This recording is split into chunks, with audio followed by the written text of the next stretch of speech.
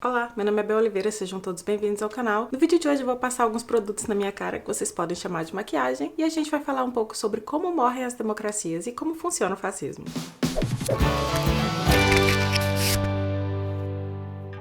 Quando eu fiz o roteiro para esse vídeo, o nosso país, que é quase uma novela mexicana de tantas reviravoltas que dá, não tinha acontecido nem metade das coisas que estão acontecendo essa semana, né? Então, o que eu vou fazer aqui é o que as blogueiras chamam de maquia e fala. Acho super engraçado porque eu não sou blogueira, muito menos blogueira de maquiagem, mas vamos lá, vamos maquiar e vamos falar. O que elas chamam de maquiagem não tá nem perto das coisas que eu tenho aqui na minha casa. Eu basicamente tenho produtos muito básicos, eu faço uma maquiagem muito básica. Eu só tô fazendo esse vídeo com essa parte de maquiar, porque muitas pessoas no Instagram falam a respeito da minha sobrancelha, quando eu faço stories, né, que gostam da minha sobrancelha, e a minha sobrancelha é isso aqui, ó, cagada. Muito cagada. Mas tudo bem, eu já aprendi a lidar com ela, então vou fazer as coisas que eu faço. Vou tirar o meu anel, né, porque, enfim, vou mexer com creme. Primeira coisa de tudo, né, você nem fazer as coisas. Primeiro eu passo um creme, que pode ser qualquer um que você quiser, né, na cara. Eu não passo nada com pincel, nada dessas coisas. Eu tenho um pincel, mas eu não sei nem como é que usa. Vamos lá, da maneira mais simples possível. Eu vou hidratar meu rosto, eu tomei banho, deve ter uns 15 minutos. Não passei hidratante ainda, porque eu tava arrumando o cenário, né? Porque eu ia gravar com a minha câmera, tá aqui atrás de mim, inclusive. Mas aí não deu certo, porque... sei lá por quê. Como vocês já estão sabendo, o presidente da República, essa semana, determinou que o Ministério da Defesa fizesse as comemorações devidas para o golpe militar de 64, que completa 55 anos agora, no dia 31 de março, que é hoje, né? Esse vídeo não tá sendo gravado hoje.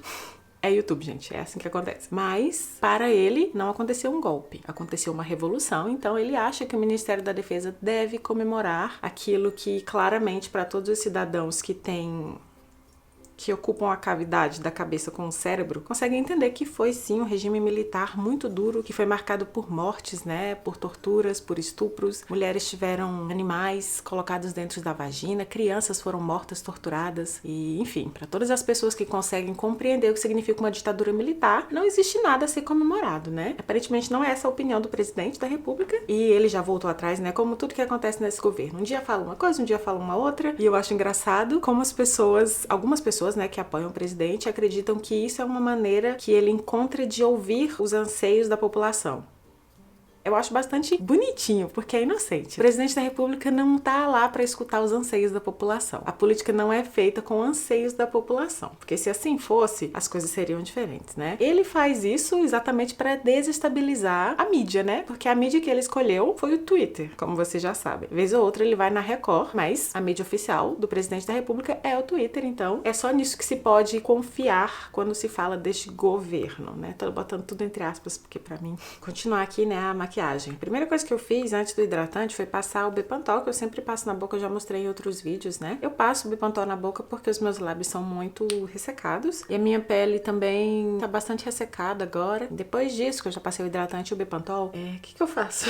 Geralmente, se eu tô com muita disposição, eu passo um primer. Tinha um primer que era muito bom da Yes Cosmetics, nunca mais consegui encontrar. Então, as minhas opções ou são esse aqui, que é o Master Prime da Maybelline. Gente, essas marcas deviam me pagar, né? Não vão pagar, mas enfim. E a minha irmã me deu pra provar esse daqui da Candice Berenice, que eu achei bem bonzinho, assim. Acho que nunca mais vou encontrar igual aquele que eu tinha da Yes, mas esses dois aqui fazem uma boa substituição. Então agora eu vou usar este aqui da Candice Berenice. Vocês nem precisam esperar que eu pegue pincel pra passar essas coisas na cara, porque não vai rolar. E aí, voltando ao assunto que a gente tava conversando, quando a gente fala sobre ditaduras e como a democracia pode morrer, a primeira impressão que vem à nossa cabeça, muito comum, né, que a gente acredite que as ditaduras chegaram todas por intervenção militar, por algum tipo de sistema muito violento, né, que tomou o poder, que depôs o presidente, que fechou congressos e tudo mais. Mas agora as democracias vêm morrendo de uma maneira diferente. E eu tô falando isso porque, além de ser um tema que me interessa, eu li o livro que eu tinha falado pra vocês que eu tinha comprado, e aqui tá ele, que é o Como Morrem as Democracias, do Steven Levitsky e Daniel Ziblatt. Eu li esse livro e fiz várias pesquisas a respeito, né, do que eles estavam falando pra verificar as fontes. Sem contar que cada página do livro tem duas 2 ou 3 referências bibliográficas e é muito bom. E aí, tipo, tem links e tudo mais. Olha, isso aqui é só de endnotes. Isso aqui. Você encontra ele, obviamente, em português, né? E também vou falar um pouquinho a respeito desse aqui, né? Que é Como Funciona o Fascismo, do Jason Stanley, que eu comprei no Brasil. A Política do Nós e Eles. Mas, como eu tava falando, a gente tem essa impressão, né? Que as democracias vão morrer por uma força armada. Não é assim que tem acontecido. O golpe militar do Brasil veio dessa maneira, com violência, com pessoas mortas e com todos os conflitos que a gente sabe, né? Teve um apoio de uma parcela muito grande da população brasileira. As pessoas foram às ruas em 1964 numa marcha que se chamava Marcha da Família com Deus e pela Liberdade. Essa marcha era basicamente o grito final, né? A participação final da população naquilo que seria um regime que durou 21 anos, né? De 1964 até 1985. As pessoas estavam sendo constantemente bombardeadas de informações de que o comunismo estava chegando. Eu já expliquei isso em alguns vídeos aqui do canal, que eu vou deixar o link aqui em cima. E já falei sobre isso algumas vezes, sobre como os Estados Unidos interferiram na política do Brasil, sobre política e religião, que não se misturam. Todas essas coisas culminaram com o golpe militar de 64. Teve o apoio de emissoras de televisão, que mais deu apoio foi a Rede Globo, que ela só admitiu acho que em 2012 ou 2013 que foi um erro apoiar o golpe militar. Teve apoio dos empresários, teve apoio também de um setor da igreja e 200 mil pessoas foram às ruas para participar dessa marcha. E aqui eu abro um parêntese para falar o quanto eu acho engraçado quando as pessoas falam que o Brasil corre o risco de ser um país comunista ou socialista. Quando alguém fala isso para mim, eu acho divertidíssimo porque o Brasil, desde o período de redemocratização até as eleições de 2018, jamais tinha corrido o risco de ser um país socialista ou comunista. Também é preciso entender os conceitos de comunismo, de socialismo, o que isso significa de fato. Não é o que o Brasil foi, não é o que o Brasil nem estava perto de ser em nenhum dos períodos da democracia, de 1985, quando acabou a ditadura militar, até a eleição de 2018. Continuando a maquiagem, né, gente? Isso aqui é um vídeo de maquiagem. Eu vou passar agora isso aqui na minha sobrancelha, que é um gel da Kiko. É uma máscara para a sobrancelha. Tô olhando pra baixo porque meu espelho tá aqui. Nossa, eu sou muito péssima em maquiar e fala. Aí, gente, como os autores falam nesse livro, basicamente as democracias hoje em dia morrem por meios legais, né? Um líder autoritário sempre dá sinais de que ele será autoritário se tiver oportunidade, mas geralmente ele não tem a oportunidade de chegar ao poder sozinho, porque a política não é feita de pessoas que querem uma coisa, daí elas vão lá e conseguem. Não,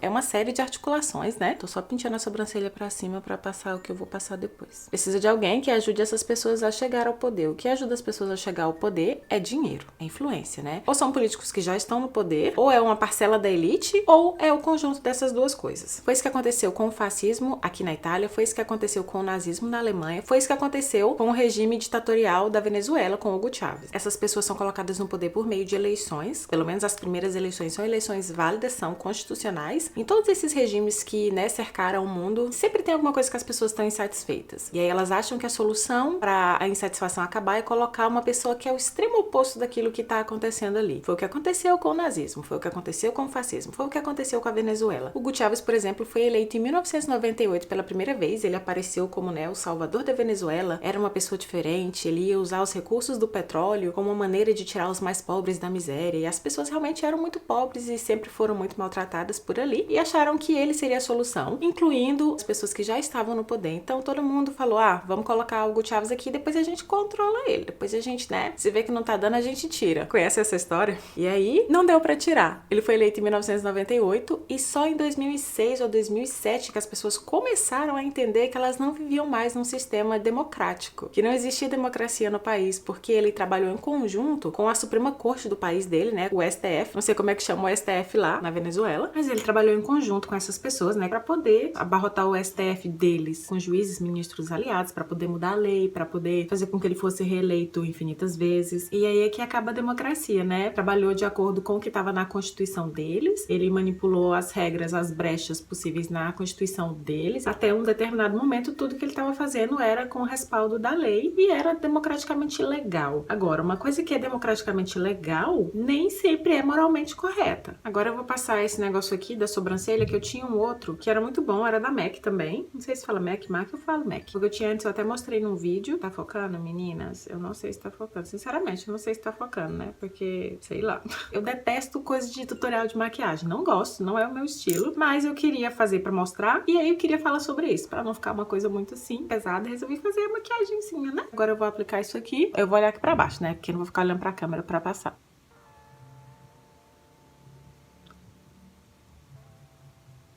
Quando os venezuelanos perceberam que não existia mais democracia, não tinha mais o que fazer. A democracia já tinha se esvaído. As promessas que ele fez, ele não cumpriu. E aí é aquele caos que a gente conhece na Venezuela, que é muito curioso como os brasileiros que apoiam esse governo acreditam que lá na Venezuela é uma ditadura e que a ditadura de lá não pode ser celebrada, que tem que ser combatida, mas, contradizendo a elas mesmas, elas querem que a gente ache normal que alguém sugira uma comemoração pro dia 31 de março de 64. Falta muita coisa, na minha opinião pessoal, para esse governo, mas o que mais falta é coerência. Como a gente sabe, né? Espero que a gente saiba. Acho que a gente sabe. Rico não tem número, não tem quórum suficiente para eleger ninguém. Eles têm dinheiro e dinheiro move o mundo, isso a gente sabe. No Brasil, por exemplo, é uma parcela muito pequena da população que é rica, né? Eu já falei também naquele vídeo sobre consciência de classe que 6 pessoas detêm o mesmo que 100 milhões no Brasil, né? Tem a mesma quantia de dinheiro que 100 milhões mais pobres do Brasil. A gente sabe que esses 6 não poderiam eleger um presidente, né? Nem tô falando que eles apoiaram ou não apoiaram o presidente que a gente tem no Brasil. Só tô dizendo que o número que eles têm não bate os 100 milhões, né? Isso é óbvio. Então o que acontece? Eles financiam, né? Eles pagam para que ou o candidato ou as ideias que eles gostariam que fossem disseminadas na massa sejam disseminadas de alguma maneira, né? Nas eleições do Brasil a gente viu muitos disparos feitos pelo WhatsApp, que foi a eleição do WhatsApp, né? Basicamente, tudo girava em torno de notícias falsas, a tal da mamadeira de piroca, coisas absurdas que uma pessoa com o mínimo de bom senso não acreditaria em outros tempos, mas a gente tá vivendo tempos realmente extraordinários. O que tá acontecendo no Brasil não é normal. Tá ficando muito escura a sobrancelha, mas eu vou corrigir, ó. Pera aí. Eu geralmente uso em conjunto com esse lápis aqui da MAC, eu uso... É um joguinho da Catrice, que é um jogo de sombra pra sobrancelha. Eu uso ou um ou outro. Olha, eu sei fazer como uma blogueira, porque aqui tem um espelho.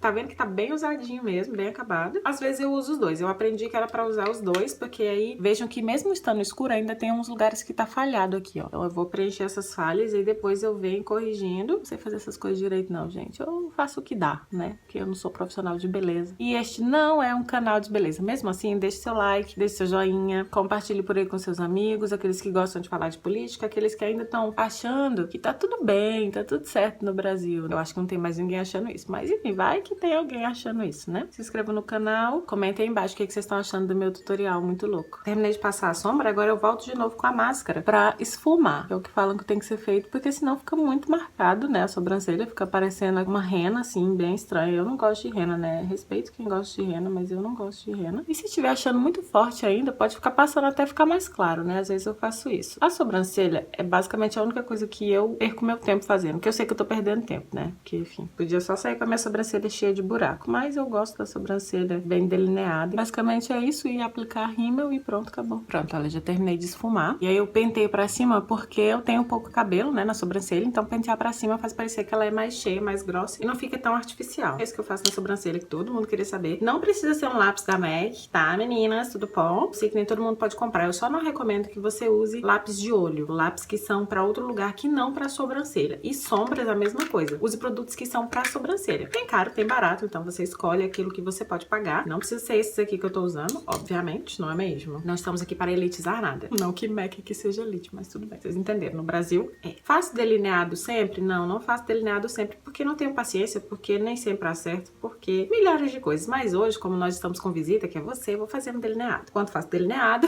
obviamente vou falar sobre aquilo que eu tava falando, né? Como é que você evita que pessoas autoritárias cheguem ao poder? Porque assim, muitas vezes os governos que estão no poder não agradam as elites. E aí as pessoas hoje em dia no Brasil gostam muito de usar a palavra ideologia, até esvaziar o significado de ideologia, mas ideologia todo mundo tem. E a ideologia que tem mais dinheiro é que comanda um país. Esses milionários que não têm número, digamos assim, para eleger um presidente, eles têm número em dinheiro. No Brasil, por exemplo, o Partido dos Trabalhadores foi um partido que tirou o país do mapa da fome, deu oportunidade de muitas pessoas negras e pobres e analfabetas de irem para a escola e aí, consequentemente, conseguirem alçar, né, voo e conseguirem entrar na universidade. Muitas pessoas que utilizaram esses programas de acesso à universidade eram as primeiras daquela família a entrar numa universidade. Na minha família, por exemplo, a minha mãe, que não utilizou nenhum desses programas, mas ela só teve chance de entrar na universidade com 55 anos. Falo da minha família particularmente, nenhum de nós utilizou esses programas do governo, mas eu não sou nem louca de achar que não é válido de questionar esse tipo de ação, porque é interessante observar como o brasileiro funciona. As pessoas querem doar, por exemplo, pro Criança Esperança, pro pro Teleton, para causas onde elas se sintam, de certa maneira, superiores e participativas, né? Que,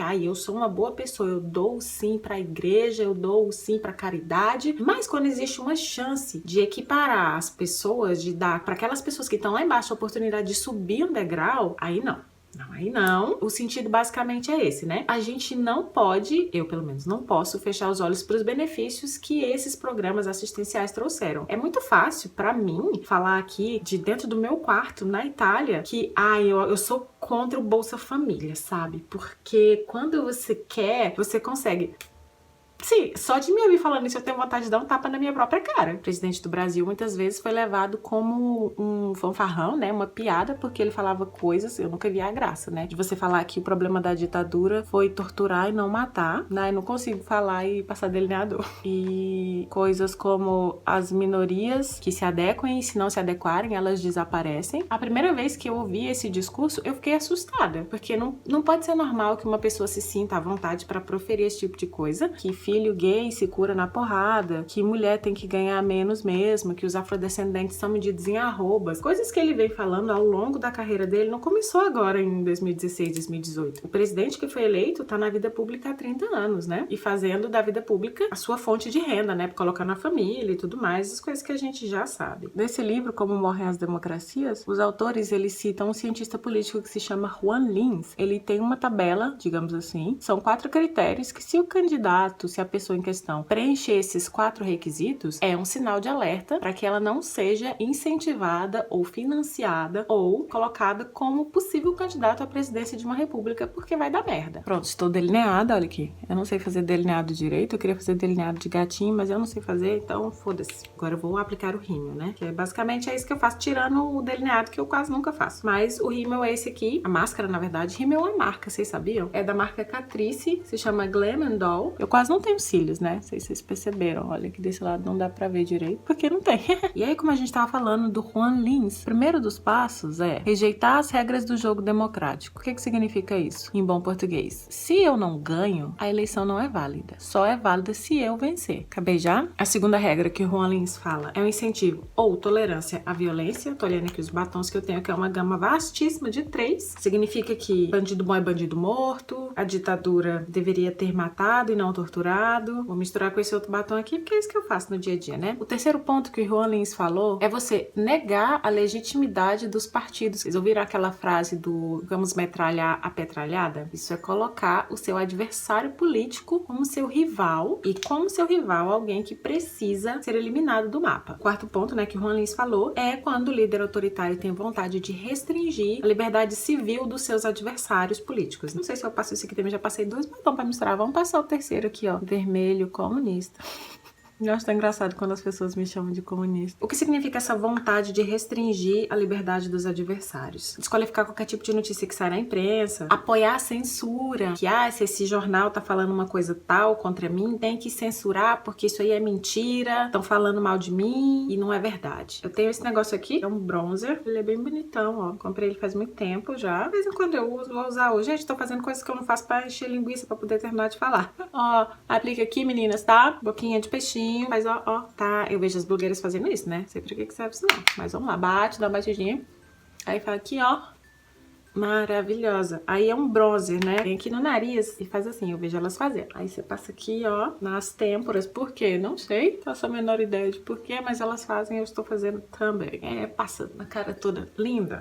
Arrasou. Essas pessoas seguem um padrão. Ninguém inventa uma coisa super nova. Existe um padrão que a gente, sociedade, precisa observar. E quando a gente observar e perceber que é isso, é preciso tomar alguma providência para que não vá adiante. Eu esqueci de mostrar a base que eu uso. Na verdade, que eu uso não, que eu tenho. Que usar mesmo eu não uso. Como vocês podem perceber, eu não uso base, né? Porque eu não passei aqui. Olha, tá focando, meninas. NYX é uma marca conhecida, né? No Brasil. Eu não sei qual é o propósito de uma base na vida de uma pessoa, né?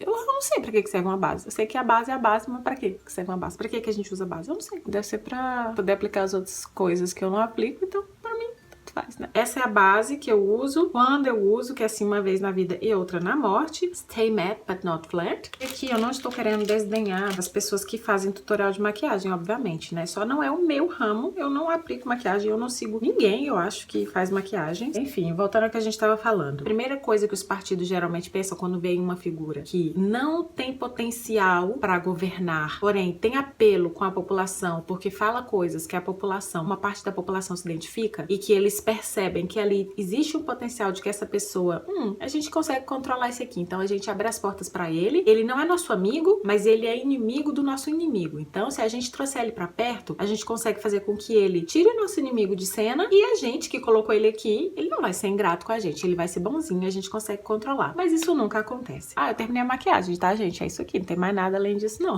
Esses partidos que colocam o outsider, eu não sei que palavra usar em português, desculpem usar um termo em inglês, mas eu realmente não sei. Essa pessoa que vem de fora, né? Que não faz parte ali do alto clero, porque o presidente da República atual, ele fazia parte do baixo clero, que é como são conhecidos esses políticos no Brasil, no Congresso brasileiro, que não tem o menor poder de decisão. Eles estão ali para fazer número, né? Para fazer volume, para quando decisões importantes forem votadas, eles, olha, o seu papel é votar isso aqui. Beleza, quanto é que eu ganho? Eu ganho tanto, e aí eles, né, vivem dessa cena por trás do que tá realmente acontecendo. A coisa decente a fazer seria que esses partidos olhassem uma pessoa como essa e pensassem, essa pessoa é um risco para a democracia. Nós fomos eleitos democraticamente. Nós fazemos parte de um congresso, de uma casa, que é a representação do Brasil, do brasileiro. Se a gente colocar uma pessoa autoritária, se a gente olhar um pouquinho para trás, que não faz tanto tempo, já deu chance para pessoas autoritárias entrarem. Se nem no Brasil, né, que querem agora ressignificar o que foi o golpe militar, mas como tudo que vem de fora as pessoas gostam mais, então vamos olhar para países da Europa. A gente estudou a história de lá? Aparentemente não, porque estão falando que nazismo é de esquerda, né? Enquanto a Alemanha repetidamente fala que nazismo nunca foi de esquerda. Nem sei que exemplo dar, porque todo exemplo que eu consigo dar, as pessoas já fizeram um novo significado no Brasil. Mas as pessoas normais, que acompanham um raciocínio normal, conseguem entender que não dá certo você colocar um líder autoritário no poder. Por que ele iria te obedecer? Por que ele iria andar embaixo da sua asa? A Constituição brasileira, essa que está em vigor hoje em dia, foi feita em 1988. Depois que acabou, né, o regime militar no Brasil, ainda passaram-se 3 anos até que tivesse uma nova Constituição. E a Constituição é aquilo que rege o país, mas a Constituição é um livro. Ela por si só não funciona, ela por si só não consegue salvar a democracia. Existem regras que mantêm a Constituição de pé, existem regras que fazem com que uma sociedade funcione de acordo com aquilo que foi pré-estabelecido dentro daquele livrinho. Uma dessas regras é que exista tolerância mútua entre partidos. É preciso aceitar que os outros são tão cidadãos quanto você e o seu partido e que, se forem democraticamente eleitos, eles têm o direito de governar. Chamar o seu adversário político de criminoso, falar que se o seu adversário, por exemplo, estiver doente, ele tem mais aqui morrer, ou falar coisas como, né, vamos metralhar a petralhada. A arminha com a mão já é um indício muito forte. E a segunda regra que eu particularmente acho quase impossível de ser seguida no Brasil é que os políticos entendam que muitas coisas eles podem sim fazer, mas que o poder deles é preciso que seja moderado. Você não pode fazer tudo aquilo que te dá na telha só porque a Constituição te dá brechas, porque sim, é legalmente ok, mas não é correto. Quem comanda um país de verdade é o Congresso. O presidente é a figura máxima, é aquilo que representa, mas quem pode tirar ou manter, ou ajudar, ou atrapalhar, ou ir pra frente ou ir pra trás, um presidente é a figura do Congresso, né? O Congresso é formado, como a gente já sabe, pelos deputados federais e pelos senadores. E lógico, tem as outras esferas de poder que estão ali, mas o Congresso é formado por esses dois grupos. Então, se, por exemplo, o presidente tiver mais aliados do que oponentes, ele pode muito bem mudar algumas regras para que ele seja favorecido, né? Na época das eleições, o presidente que foi eleito, uma das poucas entrevistas que eu vi ele dando, ele foi perguntado a respeito de uma ideia que ele tinha falado, que era alterar o número de ministros do STF. E essa é uma medida que é muito utilizada em regimes autoritários, que inclusive foi utilizada no regime do Hugo Chávez, né? Ele aumentou, passou lá, não sei qual era o número deles, mas o número nosso no Brasil são 11 ministros. De 1965 até 1969, as cadeiras passaram de 11 para 16, porque os militares quiseram assim. E só voltou a ser 11 porque eles aposentaram compulsoriamente um número lá de ministros que não eram favoráveis a eles, porque o ministro é indicado pelo presidente, né? E aí ele passa por aprovação do Senado. Não é simplesmente,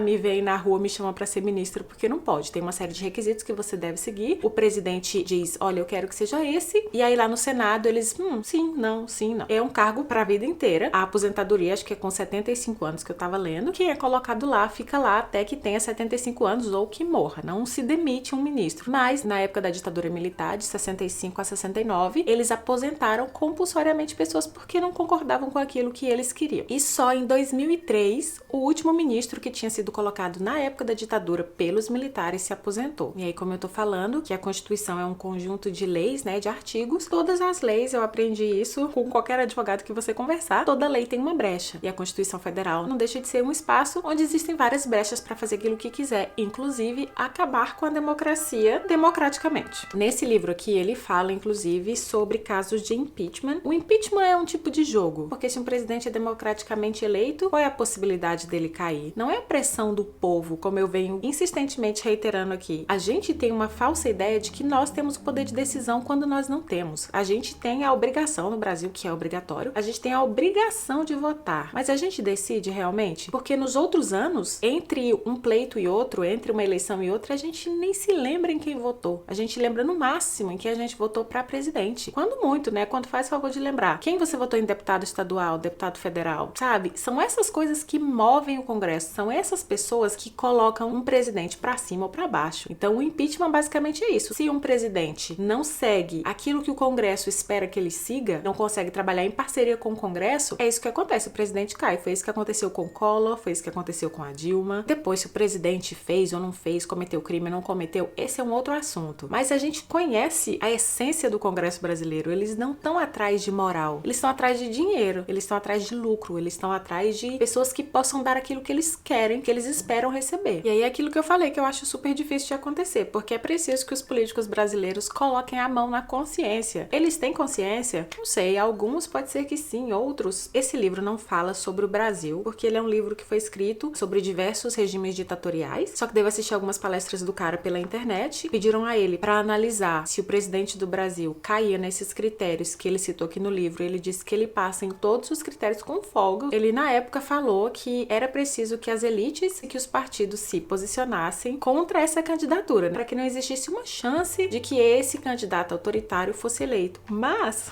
vejam só, não aconteceu. No ano passado, né, tiveram várias pesquisas em jornais, em revistas, perguntando para os brasileiros se eles ainda confiavam na democracia, né? Se eles achavam que a democracia era o sistema mais eficiente, né, para manter um país, para governar. E só 56% da população ainda acha que a democracia é o melhor sistema. Quase metade dos brasileiros em 2018 disse que achava aceitável ou que considerava ser a melhor opção que o Brasil fosse governado por uma junta militar, como aconteceu no regime militar de 64 a 85. Existem várias leituras, né, que eu poderia indicar, por exemplo, mas é preciso também que as pessoas queiram entender. Eu sei que muitas pessoas também não têm acesso a livro. O livro no Brasil é caro, porque livro faz parte ainda de uma cultura e cultura no Brasil é caro, não são os pobres que têm acesso à cultura. E aí, quando eu estive no Brasil, eu comprei um outro livro também, que é esse que eu mostrei no começo, que é Como Funciona o Fascismo. Eu já fiz um vídeo sobre livros, que eram livros mais, né, felizes, contentes. Trouxe agora do Brasil vários livros, nenhum deles é feliz, nenhum deles é contente, mas eu vou dividir com vocês. E esse livro aqui tem umas partes muito interessantes pra gente refletir a respeito da situação do Brasil. O fascismo é um sistema autoritário que usa a distorção da realidade para manipular os fatos. Basicamente, no sistema fascista é preciso mostrar que só uma pessoa tem a razão. Só uma pessoa sabe realmente o que foi que aconteceu com aquele lugar ou com todos os lugares, né? No caso que a gente não tá só falando merda sobre o nosso país, a gente tá falando merda sobre várias outras coisas por aí, né? O que acontece no Brasil é que a gente não sabe nem da nossa própria história. São fatos a respeito de escravidão, de genocídio, de libertação dos escravos, né? Abolição da escravatura. A gente não sabe nem esse básico. Como é que a gente tem a audácia de achar que a gente pode reescrever a história do país alheio, né? E aí esse livro do Jason Stanley, ele fala sobre os 10 pilares do fascismo. O primeiro deles é o passado mítico. O passado mítico é exatamente o que está acontecendo agora. É dizer que a época da ditadura era uma época boa. Nossa, foi um progresso. Nossa, foi um avanço. Nossa, como o nosso país se desenvolveu. Tem que voltar para lá mesmo, porque não tinha corrupção, todo mundo estava na escola, não tinha criminalidade, quando na verdade tudo isso existia. Inclusive tem um trecho do livro aqui que eu vou ler sobre esse passado mítico que o Mussolini falou num discurso em 1922 a seguinte declaração: nós criamos o nosso mito. O mito é uma fé, uma paixão. Não é necessário que ela seja uma realidade. Nosso mito é a nação. Nosso mito é a grandeza da nação. E a esse mito, essa grandeza que queremos transformar numa realidade total, nós subordinamos tudo. Não interessa o que você acha que seja. O que é importante é que você fomente a ideia de que aquilo ali que o seu mito tá falando é verdade, quando não não é. O segundo pilar do fascismo é a propaganda. Você aponta o dedo falando que uma pessoa é aquilo, quando na verdade você também é aquilo, se não 10 vezes pior. No caso aqui do livro, ele faz a seguinte observação: políticos fascistas geralmente condenam a corrupção do Estado que querem assumir, o que é bizarro, uma vez que os próprios políticos fascistas são invariavelmente muito mais corruptos do que aqueles que eles procuram suplantar ou derrotar. O terceiro pilar do fascismo é o anti-intelectualismo.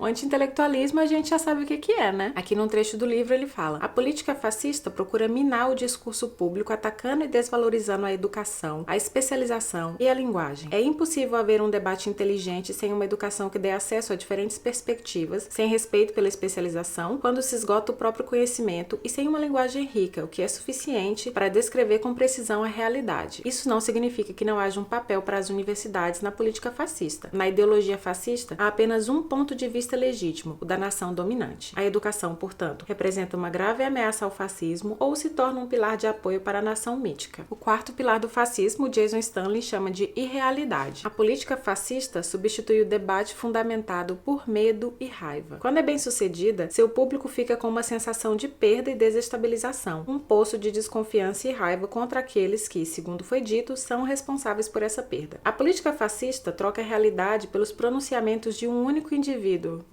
ou talvez de um partido político. Mentiras óbvias e repetidas fazem parte do processo pelo qual a política fascista destrói o espaço da informação. Ao substituir o mundo por uma pessoa, a política fascista nos torna incapazes de avaliar argumentos com base num padrão comum. O quinto pilar do fascismo se chama hierarquia. Quando existem contrastes acentuados entre o destino e a situação de duas pessoas, seja quanto à saúde, à situação econômica, social ou qualquer outra, aquele que se encontra na situação mais favorável, por mais potente que seja a origem puramente casual da diferença, sente a necessidade incessante de considerar como legítimo o contraste que privilegia a situação própria como merecida e a do outro como resultado da culpa dele. Tem uma outra citação feita em 1861 e aí fala que um grupo de pessoas denunciou lá uma parte da Constituição norte-americana que eles consideravam como violações das leis da natureza. Nosso novo governo é fundado exatamente na ideia oposta, a ideia da igualdade. Seus alicerces estão postos. Sua pedra angular repousa sobre a grande verdade de que o negro não é igual ao branco, que a subordinação da escravidão à raça superior é condição natural e normal. Existem pessoas, né, que estão assim, obviamente elas têm que estar ali no topo porque elas merecem estar no topo e todos os outros têm que se adaptar. Vocês lembram de um discurso que o presidente eleito fez que as minorias ou se adequam ou desaparecem? Então, basicamente, esse aqui é o quinto pilar, que se chama hierarquia. O sexto pilar do fascismo se chama vitimização e aqui eu já vou ler um trechinho do que ele quer dizer com isso. Para um homem branco de classe trabalhadora que não é mais empregado por razões econômicas estruturais, pedir-lhe que verifique o seu privilégio pode aumentar a probabilidade de que ele enxergue condições igualitárias no programa da supremacia branca. A investigação sobre a desigualdade estrutural exige uma reflexão pública coletiva sobre as fortes evidências que revelam de que forma a raça e o status baseado no gênero consideram os homens brancos e, em menor grau, as mulheres brancas, graus de liberdade nunca totalmente disponíveis aos cidadãos negros. Verifique o seu privilégio é um chamado para que os brancos reconheçam a realidade social isolada de que gozam diariamente. No entanto, a frase é jogada de volta à esfera pública como hipocrisia por parte das elites liberais, porque a propaganda nacionalista branca não detecta racismo contra os cidadãos negros da América em 2019, mas muito racismo contra os brancos.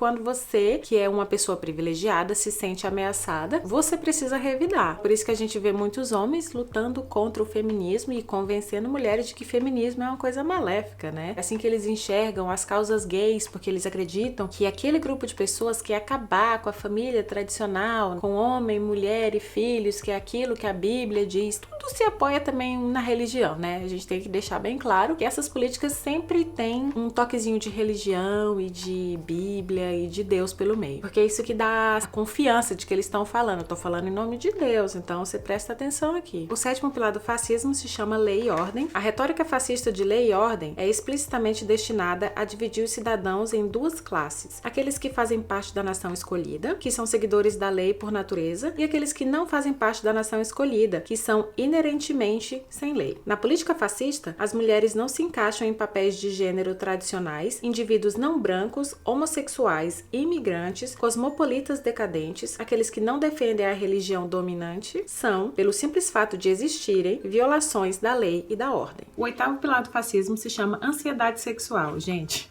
Entre nós, eu tenho 33 anos, eu nunca vi na minha vida, nunca, tanto se falar de piroca. Eu nunca vi se falar tanto sobre sexo e política ao mesmo tempo, como a gente tá vendo agora. Tudo é em torno de uma sexualidade que não nos diz respeito, é motivo de medo, vai acabar com a família. É isso que a ditadura gay quer, né? O kit gay quer, gente. Eu acho uma falta do que fazer tremenda, absurda. Eu não preciso ler muita coisa sobre isso, porque a gente já entendeu o que é, mas tem um detalhe aqui que é importante no livro. A propaganda fascista promove o medo de cruzar e misturar as raças, de romper a nação pura, com sangue inferior. É que eles falam do que aconteceu na Alemanha em 1919. O governo alemão divulgou fantasias raciais de violação em massa de mulheres brancas por homens negros como meio de combater a ocupação francesa. Essa propaganda foi particularmente bem sucedida nos Estados Unidos, racialmente sensíveis. O 9º pilar do fascismo se chama Sodoma e Gomorra. O capítulo 1 de Mein Kampf, que é o livro do Hitler, que intitula-se em português Minha Casa, é um capítulo curto com apenas 3 páginas e meia. Dá pra gente entender mais ou menos como funcionava a cabeça dele e aquilo que ele ansiava. Então eu gostaria de ler o livro. Não é fácil de encontrar. Aqui na Itália é mais fácil, né, de encontrar. Por quê? Não sei, não estou insinuando nada. Mas você consegue encontrar na Amazon. Sobre o livro. Nele, Hitler homenageia seu local de nascimento, uma cidadezinha situada na fronteira entre os 2 estados alemães, repleto de orgulho nacionalista alemão e de pessoas trabalhadoras e diligentes. Infelizmente, pobreza e realidade severa o levaram para longe da sua idílica cidade natal. E com uma valise cheia de roupas e artigos de cama e mesa, fui para Viena, cheio de determinação. O 2º capítulo de Mein Kampf, Meus Estudos e Lutas em Viena, diz respeito à experiência de Hitler com a maior e mais cosmopolita cidade da Áustria. Viena, de acordo com a sua primeira página, é uma cobra venenosa. Para conhecer suas presas venenosas, é preciso viver lá. E aqui já não falando mais sobre o livro do Hitler, é sobre esse livro mesmo, ele fala assim: na ideologia fascista, a vida rural é guiada por um ethos de autossuficiência, o que gera força. As comunidades rurais não é preciso depender do Estado, ao contrário dos parasitas da cidade. No fascismo, o Estado é o inimigo. Ele deve ser substituído pela nação, que consiste em indivíduos autossuficientes que, coletivamente, optam por se sacrificar por um objetivo comum de glorificação étnica ou religiosa, o que basicamente é aquela coisa de que todo mundo que recebe Bolsa Família é um parasita, que eles não saem da miséria porque não querem, porque eles querem vender o voto, porque eles querem fazer 10 filhos para que assim eles nunca mais tenham que trabalhar, entre outras críticas que as pessoas tecem sobre programas de incentivo à escola, à educação, sobre programas que possibilitam o pobre de comprar uma casa, de comprar um carro, de ter comida na mesa, né? Mesmo o básico. Não tô falando de supérfluos que seria uma casa e um carro. Tô falando do básico, que é ter comida na mesa. E o último pilar do fascismo se chama Arbeit macht frei, que meu alemão, me perdoe, não é dos melhores, mas Arbeit macht frei significa que o trabalho liberta. Era esse o slogan que aparecia na entrada dos campos de extermínio, nos campos de concentração nazista em Auschwitz. Aqui no livro ele fala de um outro lugar, não sei se exatamente é uma cidade, mas ele fala de Buchenwald. É óbvio que a gente sabe como são as pessoas, do que as pessoas são capazes, mas aí quando você percebe que por fazer tanta questão de ser superior, diferente, por achar que ninguém vale a pena, que só o seu grupo é bom, olha onde as pessoas chegaram. Eu aconselho vocês, não sei se já assistiram, a lista de Schindler é realmente muito triste, assim como é triste a realidade do Brasil e do brasileiro, né? De maneira alguma eu quero anular o sofrimento de pessoas como os judeus que passaram por campos de concentração nazista, mas eu consigo ver muito claramente no Brasil que a comoção brasileira é seletiva. Muitas pessoas se indignam, por exemplo, quando se fala sobre o Holocausto, mas as pessoas acham normal que um presidente queira exterminar quilombolas, que ergueram com sangue e suor de pessoas escravizadas que foram mortas, né, arrancadas da sua terra natal para serem levadas para o Brasil. Então, assim, isso aqui é só uma reflexão, um adendo, né, sobre essa parte aqui do Arbeit macht frei. Exatamente a política do nós e do eles que ele fala aqui no início do livro. Essa comoção seletiva no Brasil é fruto do racismo estrutural, né? Não tenho dúvidas. O negro, depois que foi liberto, entre muitas aspas, né? Que foi chutado para fora e depois foram trazidos imigrantes europeus para preencher essas vagas e que os imigrantes tiveram todo tipo de incentivo fiscal, ganharam terras, os que casavam com nativos ganhavam isenção para abrir negócio e tinham escola para as crianças, deixar o Brasil branco, porque o Brasil era negro demais. Quando chega nessa essa parte aqui me toca muito. Não só a gente percebe que o sofrimento é seletivo, a indignação é seletiva, como a gente não mudou nada, quase nada, do tempo que a escravidão foi abolida pela princesa tão boazinha, a Isabel. E aí, voltando aqui ao capítulo 10, que é o último pilar do fascismo, ele tá falando: na ideologia fascista, em tempos de crise e necessidade, o Estado reserva apoio para os membros da nação escolhida, para nós e não para eles. A justificativa é invariavelmente porque eles são preguiçosos, carecem de uma ética de trabalho e não lhes podem ser confiados fundos estatais. Além do que, eles são criminosos e querem viver somente da generosidade do Estado. Na política fascista, eles podem ser curados da preguiça e do roubo com o trabalho duro. É por isso que nos portões de Auschwitz e Buchenwald existia o slogan Arbeit macht frei, que significa o trabalho liberta. Então é isso, minha gente. O vídeo de hoje começou com uma que fala. Assim, eu realmente tinha a intenção de falar sobre todas essas coisas que eu falei aqui. Queria fazer um assunto sério, ficar não tão sério, talvez, né? Não sei se consegui. Espero que vocês tenham gostado, que compartilhem com os amigos. Comentem aí embaixo o que vocês acham a respeito de todas essas coisas e me digam se vocês acham que a gente tá caminhando em direção a essas coisas que eu falei ou se são só opiniões diferentes, né? Se inscrevam no canal, ativem as notificações, que é o sininho que fica aí embaixo. Deixem seu like, seu joinha pra gente saber que vocês gostaram. Passem lá pelo Padrim, que é a plataforma de apoio ao canal. O apoio é a partir de R$1. Os links dos livros estão aqui embaixo no box de descrição pra quem quiser comprar. Eu não sei se eu já falei sobre isso, mas a gente tem um link, né, de afiliados da Amazon. Então, se você comprar, não vai aumentar nada pra você, mas a gente ganha uma pequena porcentagem da venda. Mas, obviamente, não altera o seu preço. A gente se vê no próximo vídeo. Um beijo. Tchau, tchau.